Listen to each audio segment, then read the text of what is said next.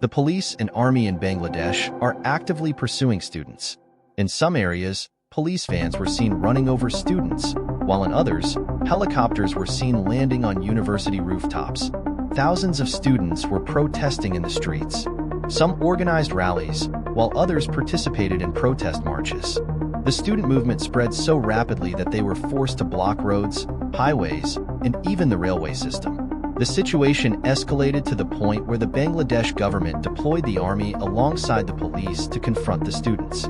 Local media were not reporting much on the situation, and on top of that, the internet, social media, and, most importantly, WhatsApp were restricted. More than a few unarmed students were killed, several thousand were injured, and countless students were arrested. Additionally, due to the country being shut down for so many days, Bangladesh suffered a loss of over $2 billion. After all this, the question lingering in everyone's mind is why this is happening in Bangladesh. Viewers, this all began on June 5, 2024, after a decision by the High Court when they reinstated the quota system in Bangladesh civil services. Initially, some peaceful protests were observed, but the Eid holidays were approaching, which led to the postponement of protests across the country. After Eid, students resumed the protests, and this time they were more serious. They blocked roads and demanded the abolition of the quota system. Although the main purpose of the protest was to end the quota system, other issues soon became part of it. The Awami League Party governs Bangladesh, and this party has a student wing known as the Chhatra League. Members of the Chhatra League attacked protesting students in several places, with police support. This fueled anger among students who were initially only protesting against the quota system. Moreover, in many instances, the army used UN vehicles against the protesters, which led to the belief that perhaps the United Nations was also involved in this. When this news reached the international media, it projected a negative impression of the United Nations worldwide, and the UN asked Bangladesh for an explanation. It was found that some vehicles had been rented for the UN mission, but the logos were not removed. The protesters' anger had not yet subsided when, on July 14, 2024, Bangladesh's Prime Minister Sheikh Hasina made some remarks that further aggravated the situation. She stated that if jobs are not reserved for freedom fighters, then should they be given to razziakers? This statement by the Prime Minister seemed to ignite a fire, but you will understand its true significance when you have knowledge about freedom fighters and razziakers. As you know, before 1971, Bangladesh used to be part of Pakistan. At that time, it was called East Pakistan, while today's Pakistan was called West Pakistan. East and West Pakistan were divided by India. There was a considerable distance between the two, and apart from religion, there were many differences between them, with language being the most significant. In East Pakistan, i.e., Bangladesh, Sheikh Mujibur Rahman's Awami League had a strong hold, while there were various political parties in West Pakistan.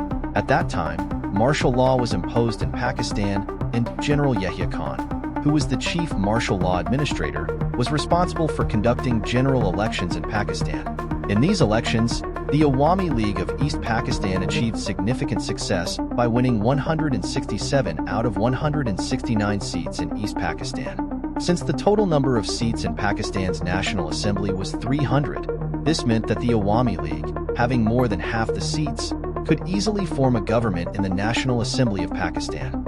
However, the military leadership at that time did not want this, which led to a civil disobedience movement in East Pakistan. On March 7, 1971, Sheikh Mujibur Rahman hinted at separation from Pakistan in his speech, and on March 23, the first Bangladeshi flag was hoisted on many houses in East Pakistan. The result was a military operation launched in East Pakistan to prevent it from separating from West Pakistan.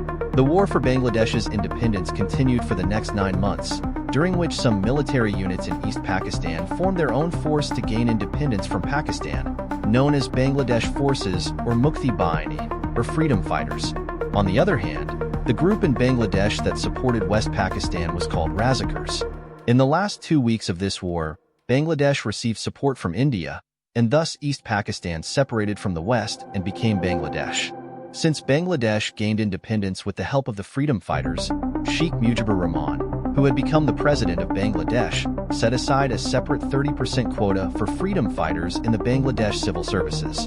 In 1997, 26 years after the Liberation War, the recruitment of freedom fighters in the Bangladesh civil services significantly decreased, prompting the government to extend the quota not only for freedom fighters, but also for their children. In 2010, the freedom fighters quota was also made eligible for their grandchildren. However, despite this, only 10% of the descendants of freedom fighters were benefiting from this quota, and the remaining quota was going unused. People across the country who wanted to secure civil service jobs based on merit had a 44% quota, which was also becoming insufficient. This situation frustrated students, as they believed that despite working hard, they could not even get into the 44% merit quota, while the families of freedom fighters could easily secure government jobs without much effort. On March 8, 2018, a petition was filed against the quota system in the Bangladesh High Court, which was rejected by the court. At that time, Prime Minister Sheikh Hasina stated that she personally wanted to maintain a quota for the families of freedom fighters. In response, students vigorously protested against the quota system, demanding that the unused freedom fighters quota be merged into the merit quota or that the freedom fighters quota be reduced. Following this, Prime Minister Sheikh Hasina issued an executive order and abolished the quota system in Bangladesh civil services.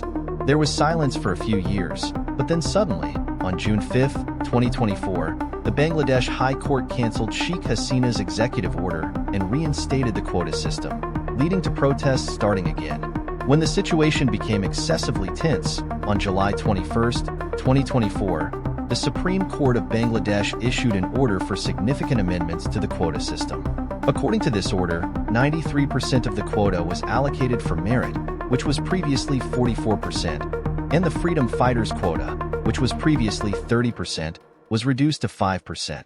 1% was fixed for minorities, and 1% for marginalized people. After this order, students decided to end the protest only on the condition that their arrested comrades be released, and that the government officials from the areas where students were killed resign. As of the time this video is being made, Sheikh Hasina has resigned and flee to India. Mobile services, the internet, and social media are being reopened. What are your thoughts on this entire scenario? Please let me know in the comments section. I hope you will also like and share this video. See you in the next great video.